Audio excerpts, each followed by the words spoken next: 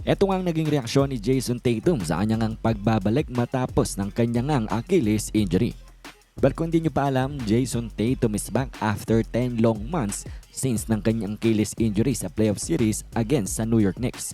And well, nag-show out naman agad itong si Jason Tatum kung saan siya ngayon nagtala ng 15 points, 12 rebounds, and 7 assists. Talaga nga namang a near triple-double sa first game back niya nga from his scary injury. At talaga nga namang maraming natuwang mga fans na muling makita nila muli itong si Tatum back playing in the NBA. At matapos nga ng kanyang paglalaro muli ay sinalubong siya ng kanyang pamilya at ito nga ang nangyari dyan. Panoorin natin.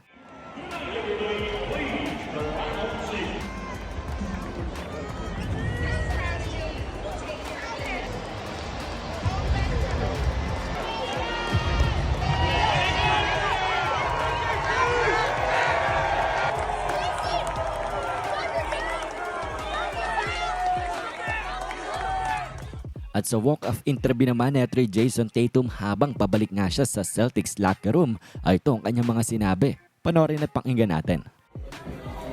How'd that putback feel though? That felt good.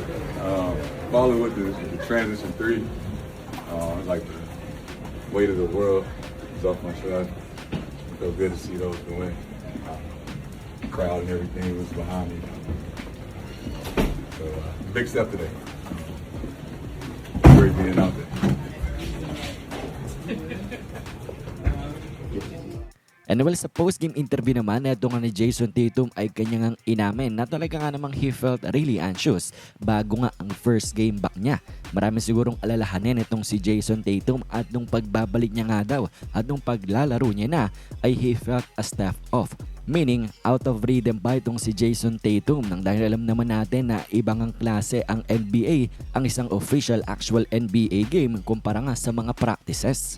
So para nga daw talagang out of rhythm itong si JT, kanya raw naramdaman yan. And well, kitang-kita naman natin yan ng dahil hindi maganda ang kanyang pag-uumpisa kung saan halos panimintis nga ang ganyang mga first shots. Pero habang tumatagal nga daw ang laban ay medyo nag-slow down na rin naman ang pace para kay JT. At ayun, nakita naman natin nakabawi nga siya and he started contributing para nga dito sa Celtics team and eventually they win. After nga daw na medyo mababad na itong si Jason Tatum sa court ay everything started to feel really normal. Yung parang dati lang, yung parang dating Jason Tatum before the injury. And then kinwento na nga rin ni Jason Tatum na talagang naging mahirap nga daw ang kanyang road to recovery. Ang 10 months na pagre-recover ni JT nang dahil may mga nights nga daw na parang gusto niya nang mag-give up. May mga nights nga daw na talagang pinagdududaan niya ang kanyang sarili kung makakabalik pa nga siya sa NBA at kung makakabalik pa nga siya sa paglalaro at a high level. Pero ang ginawa lang daw ni Jason Tatum ay he kept his head down and continue going to rehab sa pagre-recover niya nga. And eventually, ito, nagbunga naman. He is back playing at a high level at hindi lamang yan. Sa first game back niya nga, abay grabe rin agad ang naging contribution niya. Almost a triple-double. At yan nga ang ilan sa mga nasabi ni Jason Tatum sa kanyang post-game interview matapos nga ng kanyang muling pagbabalik para nga sa team ng Boston Celtics after ng 10 long months of recovery nang dahil sa Achilles injury niya. So definitely maganda nga makita bilang NBA fan na ang isang superstar ay nakabalik na sa kanilang team and playing at a high level. And hopefully makabalik na rin itong si Jason Tatum sa kanyang dating paglalaro at wala na ngang anumang komplikasyon dito nga sa kanyang Achilles injury.